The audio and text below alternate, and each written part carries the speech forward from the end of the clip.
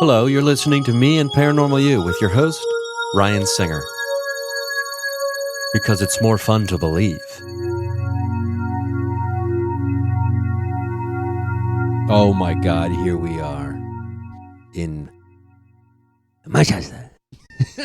I've never said it like that before. The top of the world, baby. Mount Shasta. We are in beautiful Mount Shasta, California. We are at this great Airbnb. Thank you, Howie and Mary. Shout out to Howie and Mary. Howie and Mary. I got Eric Conner here from EPIC Paranormal. How you doing, Ryan? Oh my God, we got our buddy Alex here as well. What's up, Alex? From the original Post Town shoot. Yeah, this is the crew right here. This is the bridge crew. It's the bridge crew. This is the essentials. And we are in Mount Shasta. We had day 1, well, day 2 technically. Day 2, night 2. We had night 1. It's like almost like a vacation stay. You get 4 nights and 3 days, 3 days yeah. inside. And so we've got, the weather did not end up being what we thought we might get. Yeah, But- originally. But here we are and it's working. Today actually worked out well. So instead of it raining all day, it actually held off on raining the entire time we were filming. We got lucky. We got lucky today compared to what we were supposed to get. Yeah, we did. And So, we but got we- some mountain time. Yeah, that was incredible. Being up on the mountain and what we experienced. The energy there is unlike anything I've ever seen. I've been doing this for 7 years, which I know in this field that's not very long, but my entire 7 years, I've never felt anything like what I felt up on that mountain today. It was different.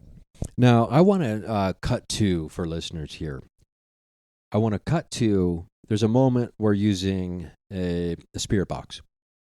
And we can get into the details later, but we're using a spirit box. And we are basically trying to continue a conversation with an alien intelligence that we began, we believe we began with the original bridge filming.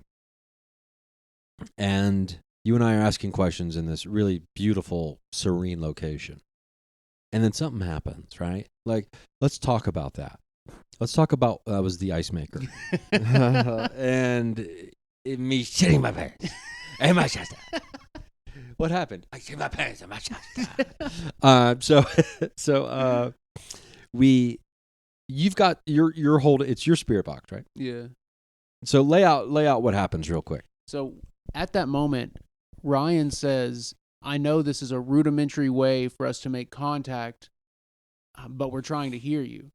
And so at that point, I go to switch frequencies from FM to AM, and I hit the mode button, and nothing happens. I hit the mode button again, nothing happens.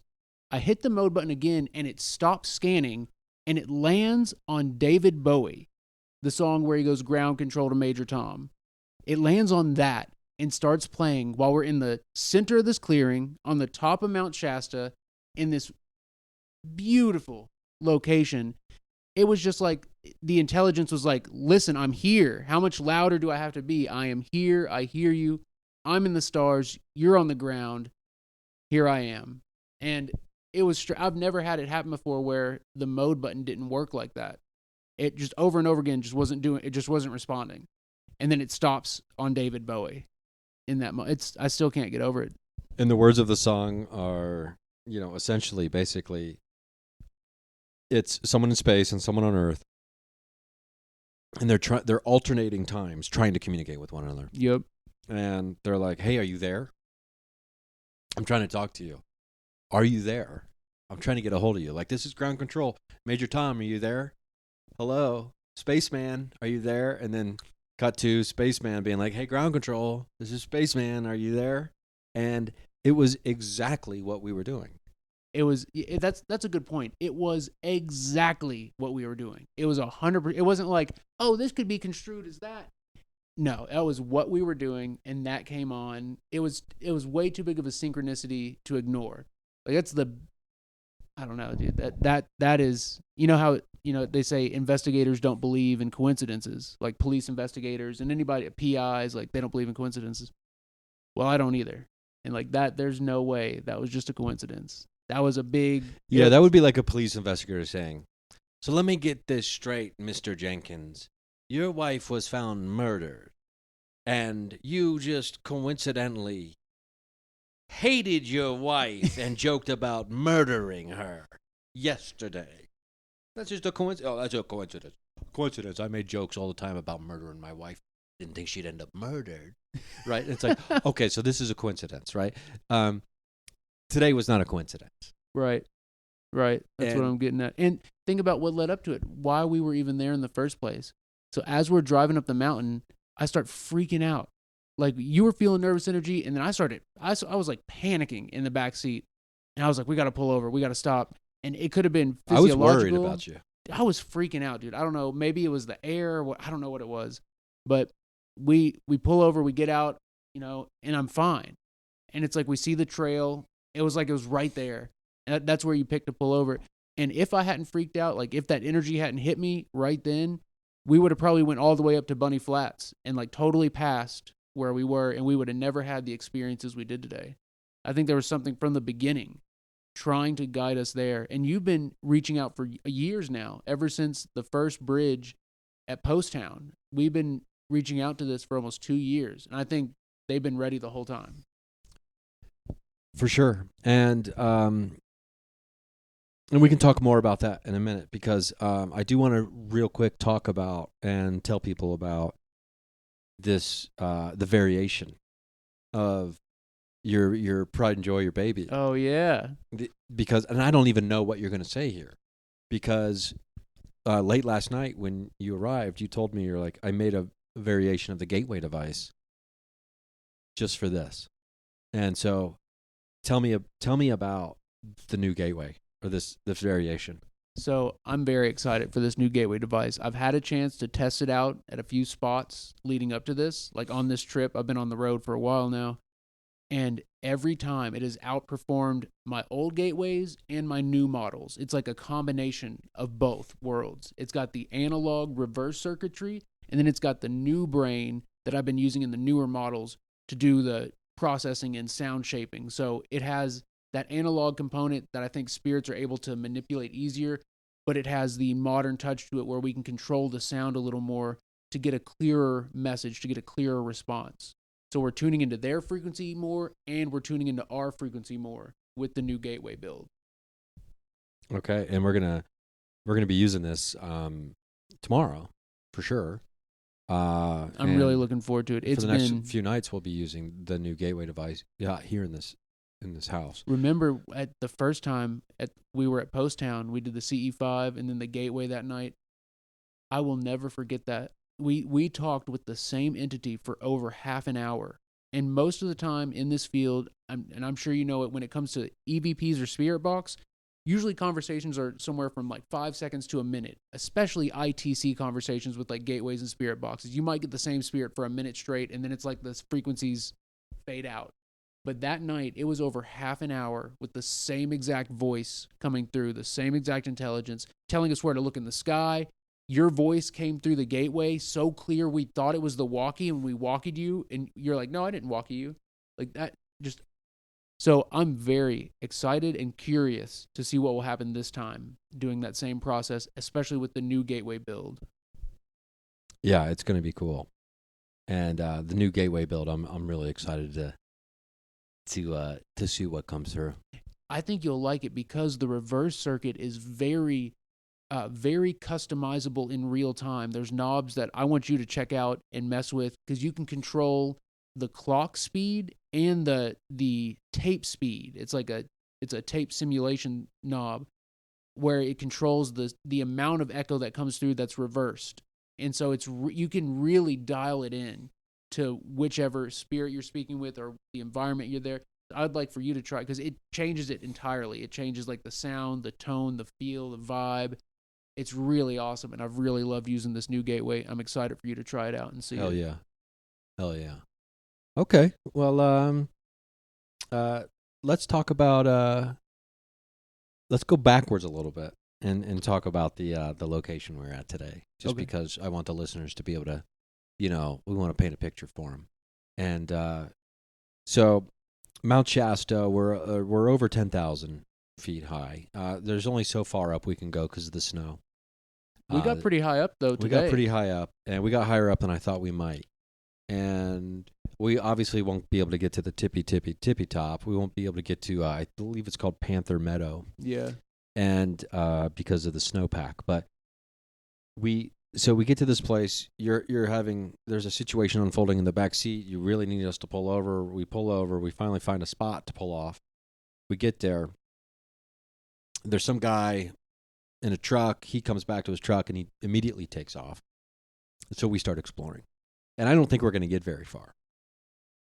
And now we are. Well, the first part, we have to climb up that hill. Like, there was like a steep ledge that we had to get on top of before we could even get to the trail. That's how tall the snow was.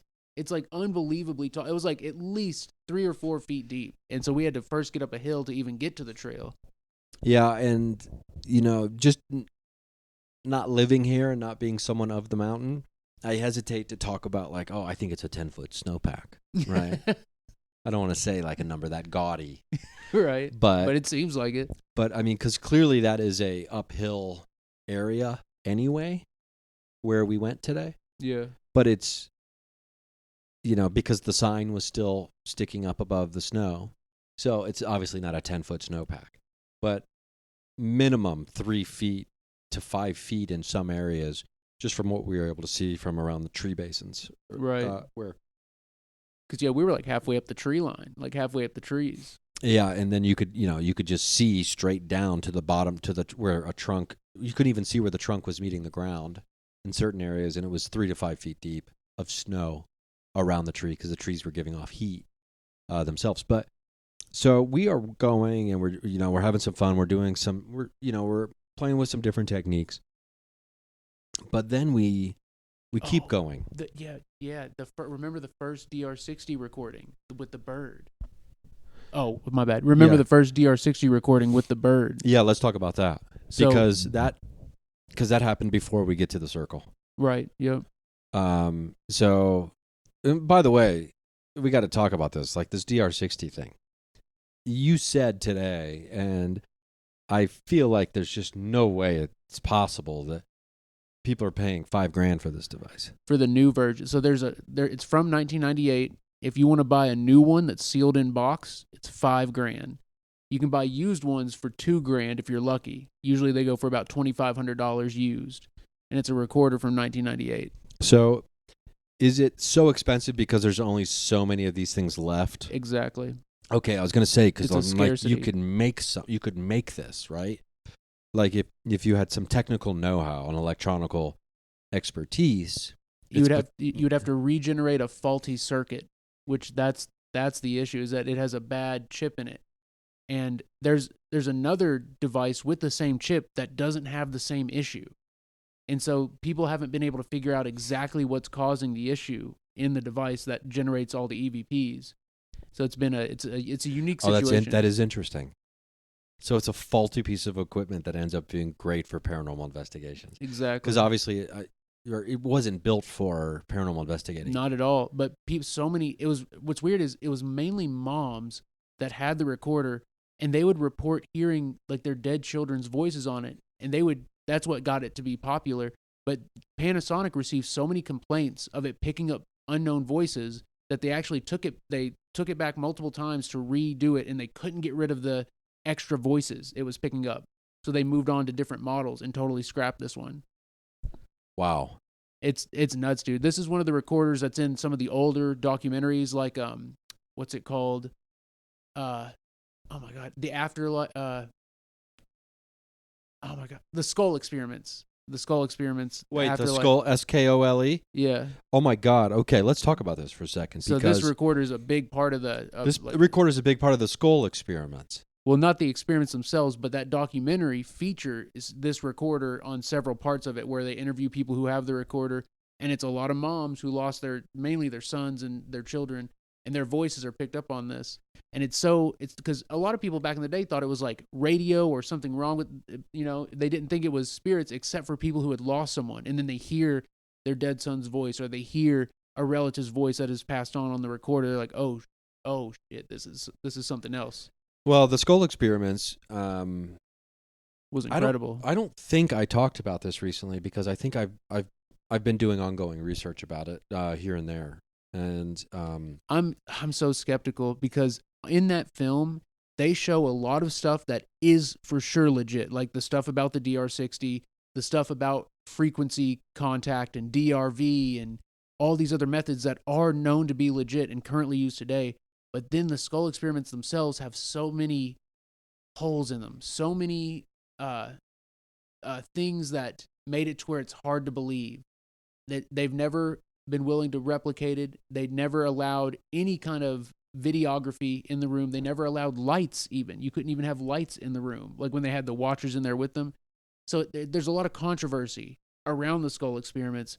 But my goodness, it was the one documentary that got me, like, I was already into this stuff, but I was like, wow, it made me think that anything was possible, was possible. And it's very fascinating because it's all of these people who, the researchers themselves, they for years would get together in this room, right? Yep. And they came from different fields, but I'm pretty sure they were in the medical field, if I'm not mistaken. Some were pure scientists, like hardcore scientists, and they'd get invited in, and over time they started believing more and more when they'd be in these. And another thing is they would let the scientists, they would invite like skeptics in, and they would have them handle all the materials to try and show that it's not fake. It's like, you can handle the tapes, you can handle the film, you can buy it, put it in, do whatever, like, that's what I'm so torn about it. I want to believe it's all real. I want to believe everything they got was legit because it's so incredible. It's so incredible. Yeah, it really, and well, because we're coming up on the,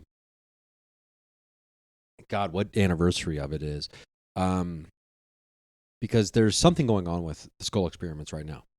Really? And what I mean by that is there's an anniversary of it coming, and there's a bunch of people who are, I think it may have already happened, and this is from at least a few weeks ago. Me like 3 a.m, like doing a bunch of research and not remembering all the details right now off the top of my head. But there's going to be a release of a ton of new information and recordings. Really? If I'm not mistaken. That would be awesome. From the skull experiments. And I feel like I downloaded a bunch of stuff onto my computer, but I'm not going to get on there and play around with it right now. That's interesting, though, that the DR60 is connected to all this. That's very fun. I mean, and because many people would argue that the skull experiments are the most definitive proof of paranormal phenomena. Yep. It was for a long time considered the pinnacle of afterlife research, the skull experiments, and the documentary that came out about it. Because that documentary was all encompassing, all the skull experiments plus all the biggest things in the field. That documentary, even whether you believe it or not, it's a good documentary to watch if you're in the field. Yeah, and it's because the documentary is not new. Right, it's been around for a while. So it's got to be. I think it's early 2000s when it came out, like 2002 or 2004. Yeah, and it almost has that. You know how documentaries about science, if they have a dryness to them. It does. It is like, dry. And so then, in Charlottesville, West Virginia, the skull experiments or whatever. It balances. It has that kind of like, but it has that vibe to it as well. That is like, oh, we're in science class watching a fucking presentation on something. You know what I mean? That is what it's like. But because the information is so compelling, I think that makes it, digestible. I think that makes it easier to watch when you have someone very calm and intelligent sounding explaining it, even though it's this crazy stuff of like film of the afterlife and voices of Thomas Edison talking back and forth in real time.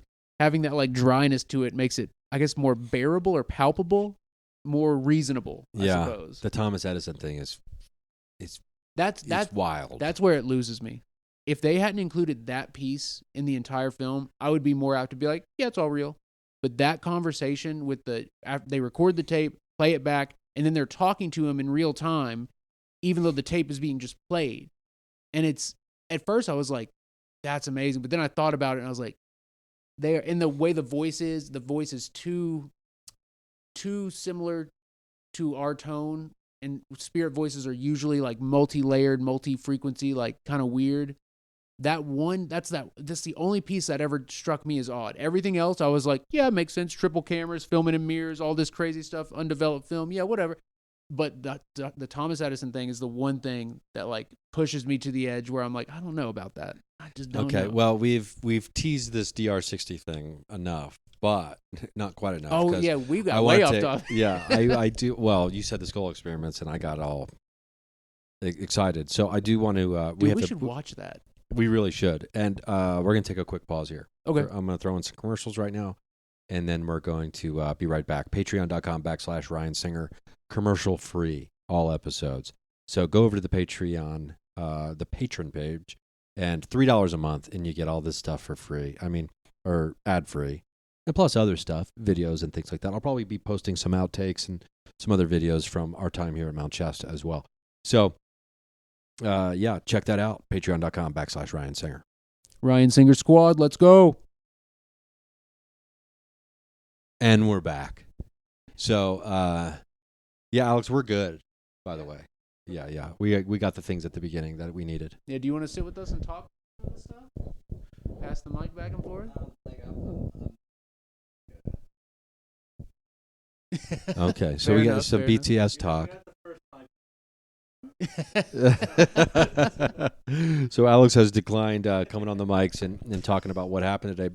It is interesting, though. At some point, I would like to get him on maybe once I've got like all the episodes out of this thing, because of the to talk about the flashlight and the because I did interview them at the end of the weekend at Post Town.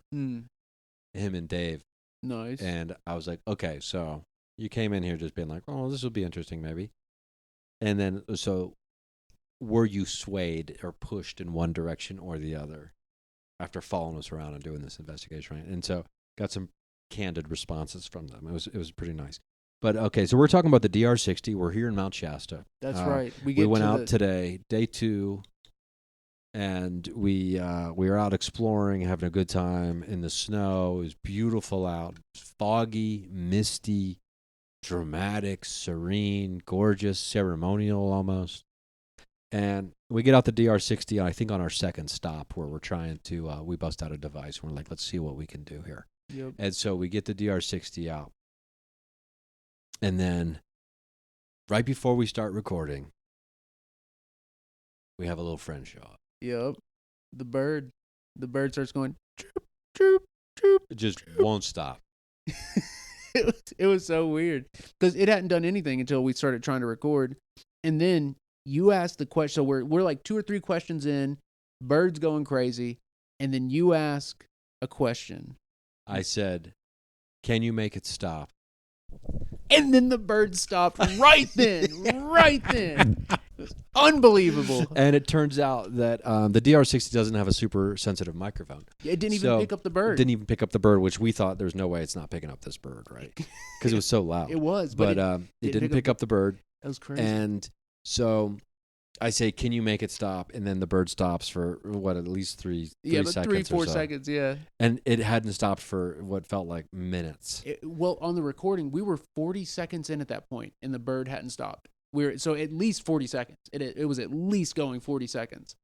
And 40 seconds is a really long time when you want a repetitive, high-pitched noise to stop. Yeah. Imagine someone's car alarm going off for 40 seconds straight.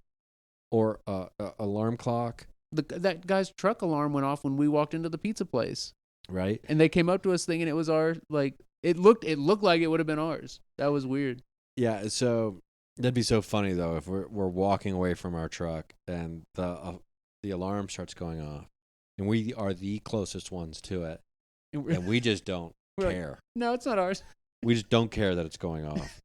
People inside of a building are like, there's a car alarm going off outside, separate. We're separated from the noise by a structure, and we hear it, and it's bothering us. You just walked away from it, so it's like, of course, it's not ours, But anyway, I did but hey, mountain people are polite and they're nice, and they were. We love the community here. I love this place. Dude, the Black Bear Diner is enough to make me want to move here. Oh my God. Finally, I make it to the Black Bear Diner. What an epic and you made it to the OG original Black Bear Diner. I had no idea this was the original until we walked up and I saw the sign. Or we saw it on the menu or whatever. And I was like, yeah. It blew me away. I was like, I cannot. Thank God I never went to another one. I got to go to the OG first. That's a good start. That's a good start right there. So we will be going back every morning for brunch. Oh, hell so then we get the bird stops chirping when I ask that question for a few seconds. Then it kind of starts back up again. We're like, that was wild. Then we just keep moving on. Yep. Deeper into the woods, deeper onto the mountain. Remember, right after that, you turned to go, and you were like, whoa. You got hit. You said you got jazzed up as soon as you turned to go. As soon as you like had made the decision we were going to walk forward, it like hit you. And then we started walking forward, and that's when we saw the doorway. Yeah, so off the beaten path. Yep. Because there looked like, at most today, where we were going anyway, there had been 2 people on probably cross-country skis with their dog. Yep. But that was it. Those were the only footprints we saw. And yeah, because the snow made it to where we could see if anybody had been up there for hours. And literally just 2 people and a dog had been there all day. And so we were the only other 3 people up there all day. Yeah, and who knows in how many days. True. I'm not sure how much it snows up there overnight. And it's been cold here too. Yeah, so then we looked to the left off the beaten path. I'm not even sure what it was that caught your attention. Oh, I was going to say, remember, we started doing the deep breathing, and we started asking for signs. We started asking for them to give us signs or anything. And then so we did that for a while. I saw some stuff, but, it wasn't anything crazy. And then we walked forward a little bit, and as we're just staring off where you were talking about something, and I see these 2 trees. I'm getting the feeling all over again right now. It was like something resonating inside of my body, like in my chest cavity. You can't see it, but I'm pointing to, I guess, where the chest and stomach area meet, where the ribs still are, just like, it's like right your there. Sternum. It felt like a resonance deep in there, and it felt like there was someone on the other side of these 2 massive trees. It looked like a doorway to me, and it was like someone was over there saying, hello, hey, but saying it directly to my soul. And it was resonating inside of me. Like they wanted us to go there more than anything. It was such a strong and unique pull.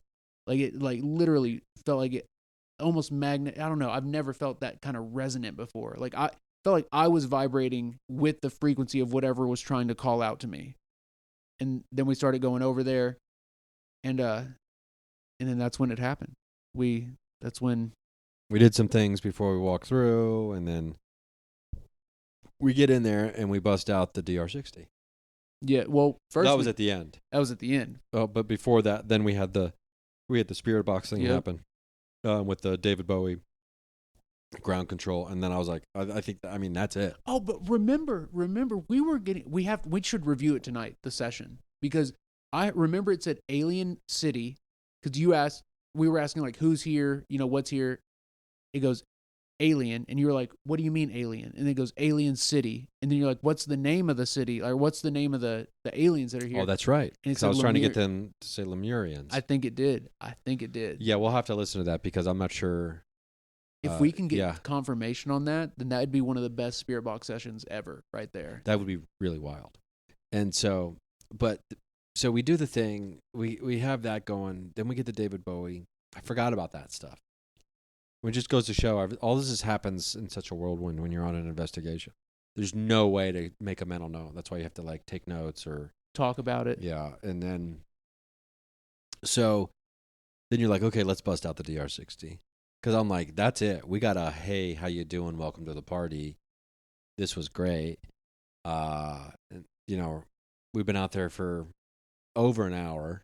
Yep. It's cold, and I was like, okay, we got some snow in our socks. I'm like, okay, we can do this. We can call it. And then you're like, no, before we go, real quick, DR60, which is And I remember in that moment thinking to myself, this is exactly what happened when we were in the classroom and Tim wasn't feeling good and he's like, let's leave. And it was like the third time he had gotten a message to leave. And then you're like, no, wait. Before we go, real quick, let's just try. And then that's when everything popped off, right? Yeah. With the gateway device. And so it was that moment, right? I remember very specifically because I was just a week and a half ago last week editing together some parts where in some retrospective commentary on some of that moment, right? So that's I think fresh it was episode 3. Fresh in your mind. I think episode 3 of The Bridge is done. It's over at the patreon.com. It's over at the Patreon. But so patrons have access to it, but it won't be released until 4 and 5 are done, which will hopefully be in the next 4 weeks. But because I was just like, I remember sitting down and talking about like, I am so glad because I am on camera going, you don't have to tell me 3 times. Let's get the hell. You tell me twice, let's get the fuck out of here, right? I'm like, I'm not messing with this. And you're like, but wait. Dude, I'm hooked on it. There is something about making contact. I feel like part of me is on the other side, reaching out. And I don't know if that's because of the times I half died from my health issues, or maybe it's just like I was born with part of my soul over there. But I feel like it's been reaching out to me for a long time. And so when I get close, like when we were at this, I was like, I'm not stopping right now. There's no way in hell. Like we are there. And so I was not about to stop. And then and it feels like being greedy almost. When we get something really good, my investigator instinct is to push further. Even though that may not be like the correct thing to do, that's my instinct is to push further. And today it actually paid off. Yeah, and I mean I had a great theater teacher in college. Janet Gupton was her name. What's up, Janet? And she taught me a very valuable lesson. I was 20 years old or whatever it was. And that was that when it comes to your performance and things like that, it's always easier to go too big and go too far because it's easier to pull back something when you've gone too big with it than it is to keep pushing something further and make it go bigger. That is inherently more difficult than scaling something down. Because it's just so easy to scale something down because you've already passed it and now you can just go back to it. Right. But to keep pushing out and go bigger and bigger is more difficult. So her advice was always go as big as you can because you can always just scale it down. Because if the director or whatever production or set you're on is like, whoa, let's, which I had a director one time on a TV show go, let's do a little less Ryan Singer. And I was like, I know exactly what you mean. Turn the volume down a little bit. He's like, yeah, but keep it, but turn it down. But that's awesome. So I can appreciate that. The pushing, right? Because I will in certain situations oftentimes be like, we got it. That's a wrap. You are crazy if you think it's getting better than that. And then cut to 15, 20 minutes later. Holy shit. Exactly. If their frequency is lining up with ours in that moment, that means that maybe we could get 1, 2, 3, 4 more messages. That's my thinking on it. And sometimes, like the last time we were working on the bridge at Post Town, sometimes it's 10 messages, 20, 30. Like sometimes it goes for over half an hour. And dude, like I said, when that happens, that's my instinct is to make further contact. And today, so what happened today, we busted out the DR60 and keep in mind the entire time we hadn't seen a single creature. We had heard the bird earlier and that was it. We hadn't heard or seen anything else the entire time we were out there. We get the DR60. We ask, what was it? Can you give us a sign? Was the song telling us that you're in space and we're on the ground? And then the bird starts chirping. The bird starts chirping. Immediately, instantaneously, I think is the better word, the moment you hit record on the DR60. It was after we asked that question. But you hadn't been recording yet, had you? I think I had. Because I remember, like, you got it out, and as soon as you hit the button, the bird starts going off again. Because remember, I had to go, like, you hear that, right? Yeah. And you're like, oh, it sounds like a car, or maybe, I can't remember if that was the first time or not. But I just remember being like, oh, the second we brought this thing out again, The bird comes the back bird up. started again. Did it not sound like the same exact bird? It didn't sound like the same species of bird. It sounded like the same dude. Yeah, and it had moved location. It was like following us. It was like it was trailing us, dude. It was trailing us. Yeah, no, it started like immediately because immediately as soon as the device came out and was activated, the bird started. And it was one of those things where we were over there for a solid 20, 30 minutes probably all told. Yeah, we were in the circle for most of the Dancing time. around, having a good time, Yep. having fun, talking about stuff. And then we're getting ready to leave because I'm like, let's a wrap. I mean, it's not going to get better than that. And then let's get to DIY real quick before we go. Almost like Columbo coming back into the room. Well, do you think, just one more question. Do you think maybe the bird will start taking? And so That was a good clip. and so then the device comes out and the bird starts chirping. We just start laughing. It was unbelievable, dude. It was another huge synchronicity. One of those things. It's like too many coincidences. You know, you can't just write that off. Yeah, and because it was also in conjunction with you saying, "Are you here on Earth?" Right? Yeah. To the point, or something along those lines, and it was almost as if it was saying, "I'm communicating with you from a creature here on Earth right now." Exactly. And what if it was watching us through the eyes of the birds? All right, that's getting way out there. That's a little way out there. Yeah, I mean, but it was. They do move weird, though. I just want to point that out. Yeah, and then we never saw a bird in the sky. Never. Or in a tree. We never saw a squirrel. I saw one critter when we were driving up. That was it. Scurry across the road. We saw, a bunch of tracks, obviously out in the snow. Yeah. Various sized animals. Well, actually, we only had seen the one track of that dog until we got to the circle. And then we saw all those little baby prints of some kind of babies. So I don't know if it was raccoons or... Yeah, and mixed in with like water dripping off trees, which was causing circles. But then there was also, and I'm not a tracker, and I couldn't tell you by looking at it, because I see a dog print. It was clearly a decent sized dog. Yeah. Because the moment I saw that, I was like, that's a tiger. Yeah. There's a lion out here. Because it's just a huge paw. And I'm like, that doesn't make me feel good about going into a mountain right now. That no one's been in a while. 3 to 5 foot snow that I could not run away very fast. They could. Well, actually, they're lighter than us, so the snow probably wouldn't. 4 legs. It's such an advantage in a snow situation. Yeah, they got all-wheel drive. Exactly. They're Subarus, and we're out there spinning out in rear-wheel drive in like a Toyota S10 from 97. Literally. Yeah, it's like, damn it, I didn't put any salt in my trunk.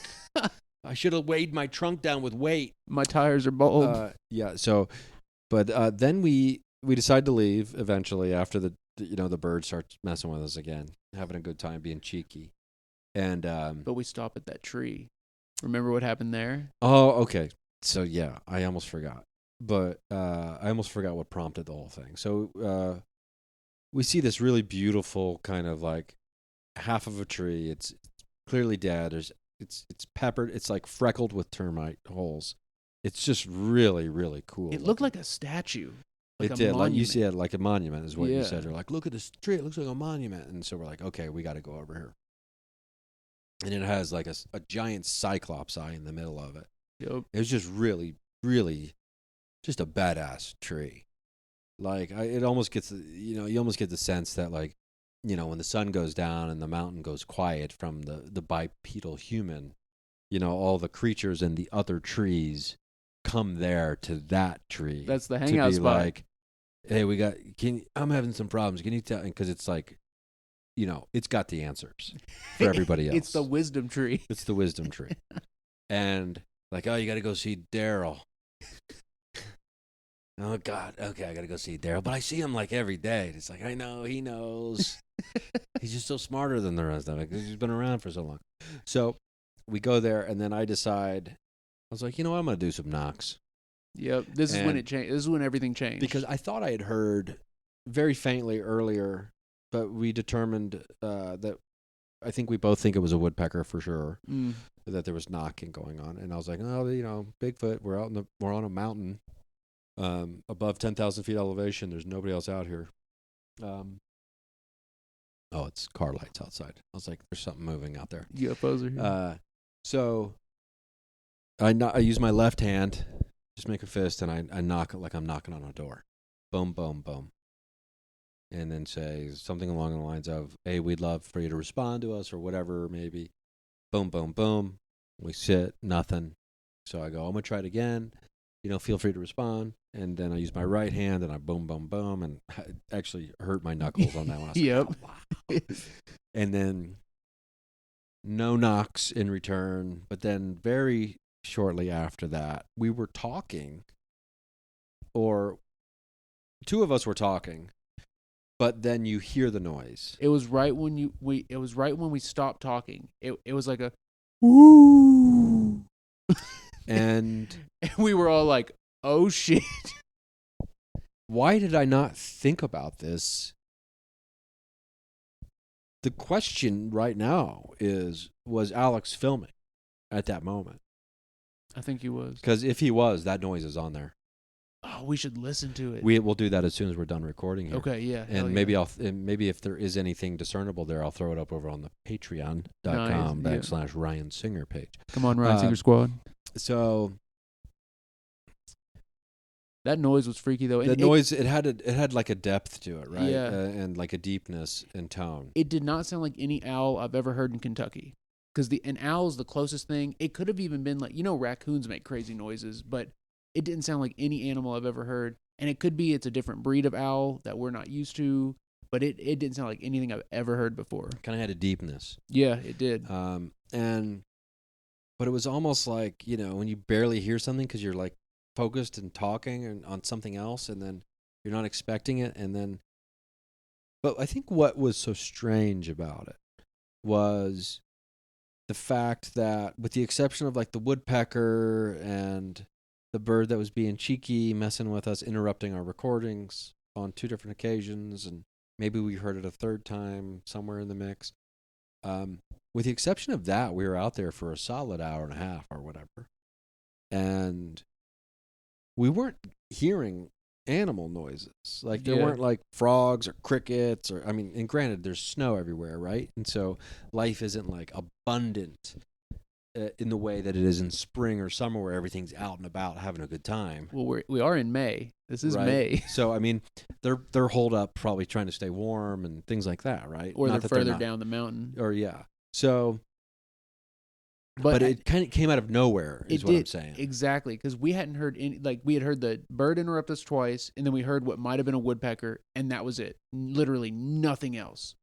And then that noise, and it was the only time it happened, because it took us another 10, 15 minutes it took us 40 minutes, remember, to get from there to the car.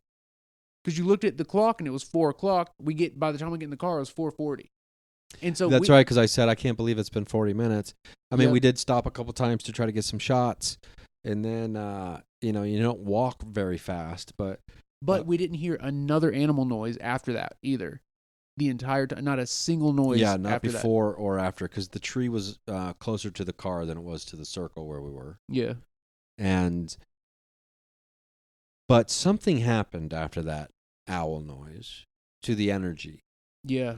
When we first arrived, I described it as, it feels like there's an overlook energy.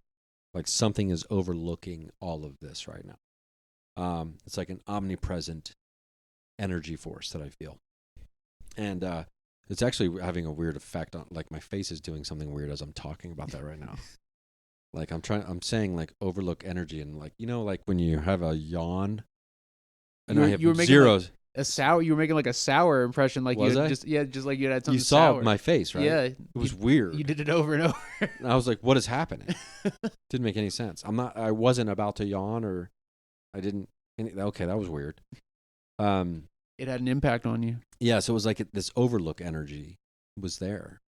And as soon as I did the knocks, and then we hear the owl or whatever, the energy changed. Because you look at me after we hear the owl, and you're like, okay, maybe it is time to go. Yeah.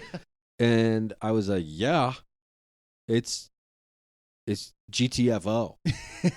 GTFO time. And it changed though. Like it felt like it came rushing in after that owl and just like hit us hard. And it felt like it came from down the mountain up to us is how I like perceived this shift of energy.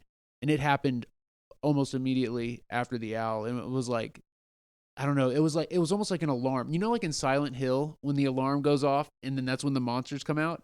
That's what it was like. That's like the kind of signaling that it was like. Yeah, the energy felt like it was like pushing us out of the mountain, like get out of here. Because I remember I was walking up in front, and I remember thinking to myself, "Don't walk too fast, or they're going to think you're scared." And I wasn't scared, but I was 100% on high alert. Yeah. Yep. Which is different because it wasn't that trembling or like fear kind of sensation. But as we were walking out after the tree and the knocks and the owl, the sooner the better, we're out of here. And it was such a weird shift because of 30 minutes, 40 minutes earlier, we were having so much fun deeper inside the mountain, right, in the woods. And here we are very close, not even 5 minutes more of a walk probably, right, to get to the car. It ended up taking us 40 though.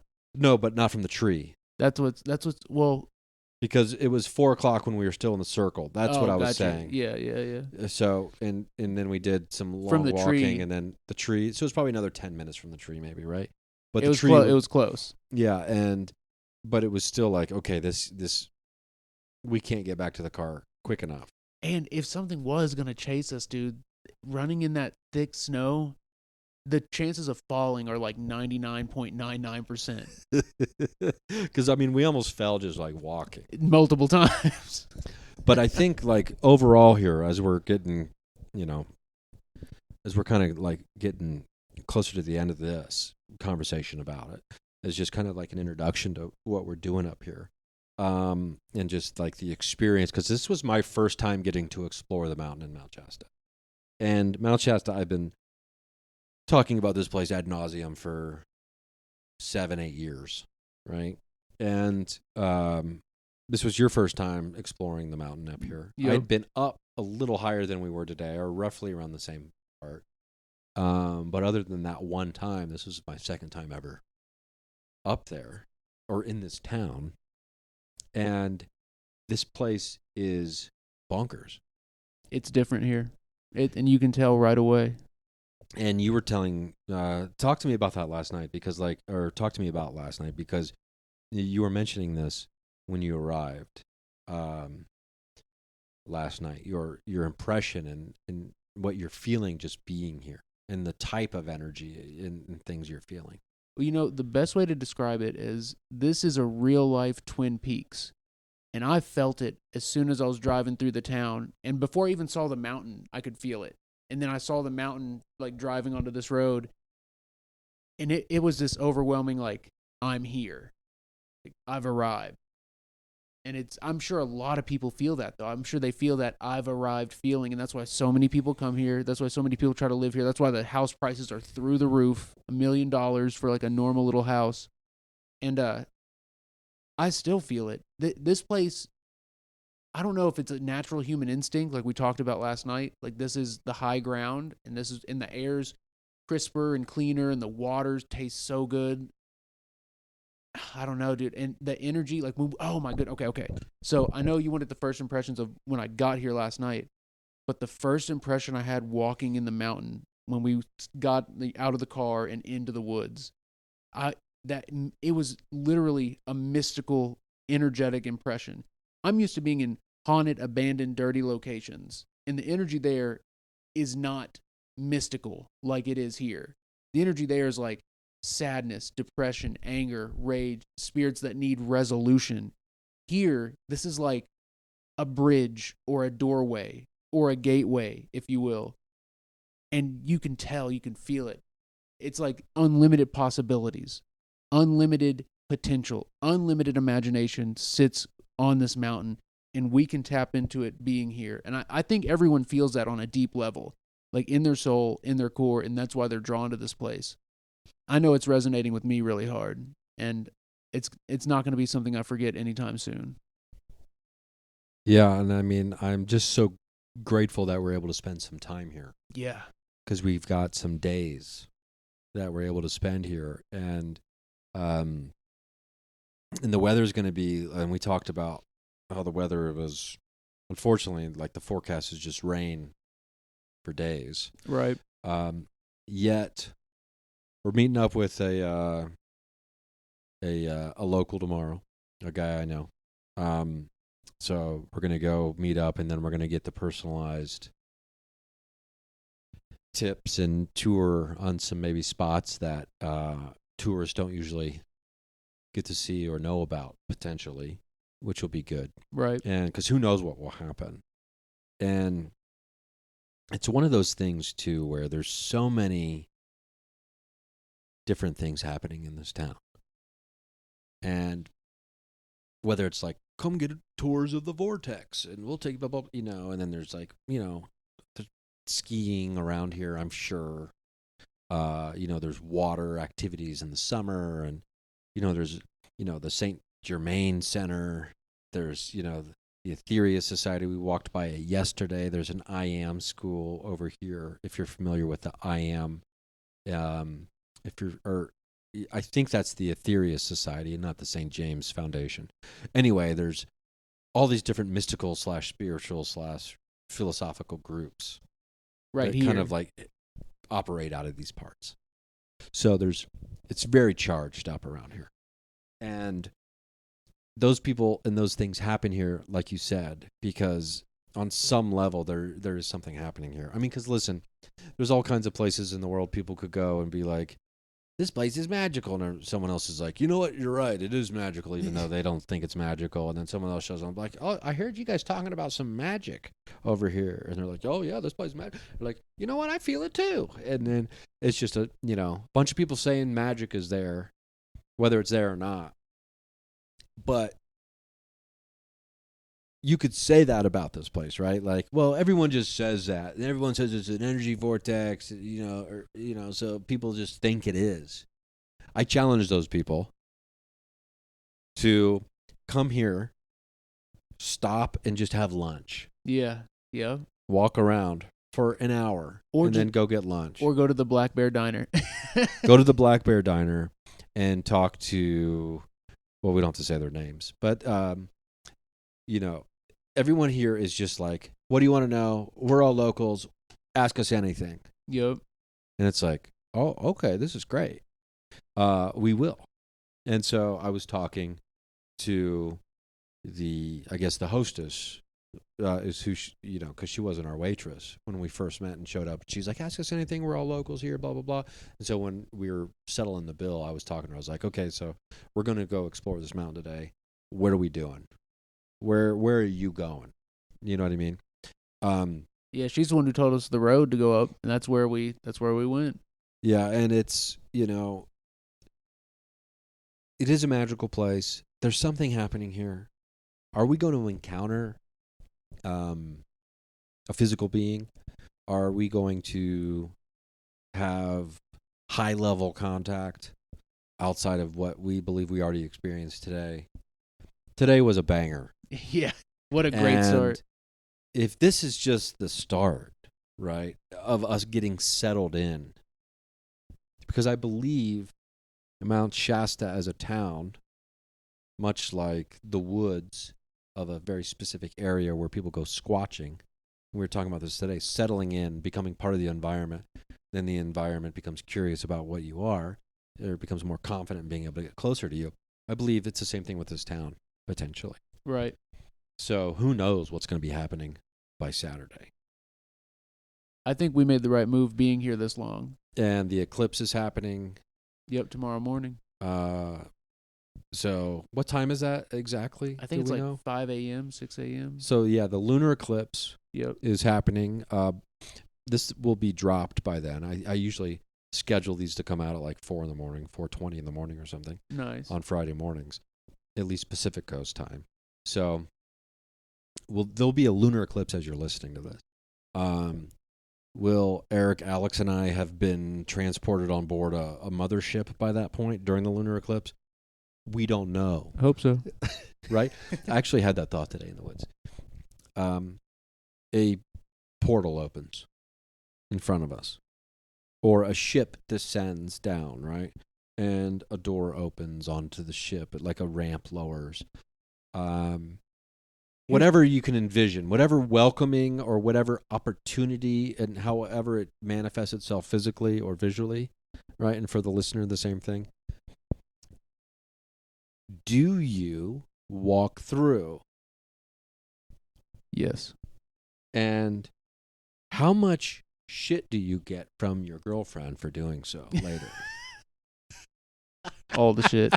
Don't come back for 40 years. But it's been a minute for you. But it's 40 years for a time. So you haven't aged at all, but 40 years pass when you get back. So you basically time travel 40 but years I into think the future. it's one of those things too, where, and I make jokes about, and how much shit do you get from the girlfriend, but like, it's one of those things where I think the people who know us understand if we make the choice to go. But in real, so I was talking about this with someone else too. Shout out Mama Epic. If it did happen, our natural bodies would have such a huge fear response. Even though we come with love and we want to understand and we want to engage in contact, we could freeze. We could not move, with such a massive fear response, especially if it's a craft or like a physical being that doesn't look like us at all. Our brains will have trouble comprehending and processing what to do. Adrenaline spike, adrenal glands going crazy. It's a situation where I would want to say I would jump right in and be like, this is what I'm here for. This is why God put me here, is to experience this moment, this doorway, this portal. God wants to know what happens in this moment.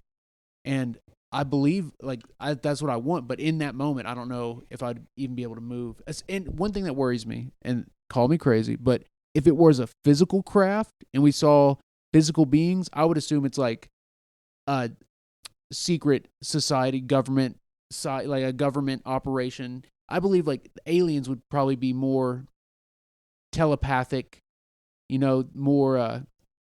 Anytime I've interacted with aliens in dreams and stuff, they've always been invisible, but I could see them. So something a little more immaterial. Yeah. But because if it's completely material, I'm going to be questioning it. I'm not going to be like 100% sure what's happening. But maybe they would tell us. Look, we were made by these, or we're here for this, or that would well, be... the proof's in the pudding, as they say. And by pudding, I mean putting one foot in front of the other and walking into that ship or portal. Yep. But I appreciate your honest answer, because my answer, honestly, is just as boring as it is. It's the exact same.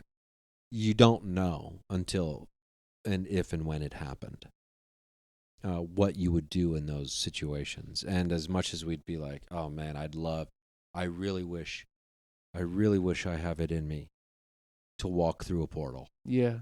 And without even knowing, like, I want to be the type of person who can walk through a portal without even being given the assurance you can return. Like, just like having that kind of courage and bravery to walk through a dimensional doorway without even knowing in advance. That doesn't mean you can't return. It just means you haven't been given that information yet. So you're willing to walk through knowing that you may not be able to return. Let's make a pact right now that when we walk through the doorway, we will try to throw something back through it immediately to see what happens. That's a good idea if we can keep that in mind. Yeah. Just as long as it's not my cell phone, because what if I get service? No, I'm dude, I want to live stream walking through the doorway, or live stream on the UFO ship. That would be sick. That would be crazy. Like, hey, do you guys have any Wi-Fi extenders? What if they were like, yeah, we got Wi-Fi. You got a hotspot? Here's the password. Like, and they're like, only Verizon hotspots work on our ship. Oh my god. Well, Eric, this has been great. We are here in Mount Shasta, California. We are here filming for further installments of The Bridge, which is the paranormal documentary series that Eric joined me for at Poasttown Elementary School in October of 2021. And man, we're having a good time so far, and it's only been day 2. Yep. After a late night 1. So night 2, let's see what happens. I'm ready. I'm going to go peek at the clouds here in a little bit because it sounds like the rain has stopped, and see if we can do some sky watching. We're going to get a UFO on camera. That's the goal. We got the cameras for it.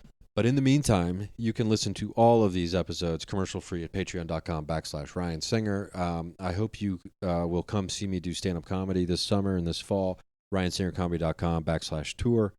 Dates are being added all over the place for the next, from June through September. So Let's go. Let's do it. Let's get out there. And then, help me buy a house in Mount Shasta. Hell yeah. If I don't end up... Hey, Ryan almost took a job here. He walked past the chainsaw place and was like, I think I'm going to put an application in. I almost put an application in, and then the next thing we're at the deli counter, and I'm getting sized up at the deli counter. I'm like, am I getting put through the slicer? It's been an interesting, really fun time, and who knows, maybe we'll go. It's only 10 o'clock. Maybe we'll still go out tonight. Ooh. Okay. So thanks for listening. I appreciate you. And I hope to see you at a live show. If not, I'll see you at the watering hole on the astral plane. Oh, real quick, though. Okay. Just a reminder. We got to plug your socials real quick. Oh, yeah. Let's go. Epic Paranormal on TikTok, Epic Paranormal on YouTube, Epic Paranormal on Instagram. That's right. And if you're like, I can't, I don't want to type all that, go to my Instagram. Look at the very last photo I posted, which was taken by Eric in the woods. Heck yeah. On the mountain today. And you can see what you can get even the tiniest glimpse of, like, oh wow, it was magical there today. So yeah, make sure you smash the follow button on all of Eric's socials, and Epic live Paranormal. Streaming all the time. Yep, I've been on the road for almost 2 weeks streaming. Just wild stuff. Wild, great stuff. So thanks again, buddy. Appreciate it. And I'll see you all at the watering hole on the astral plane. Let's go.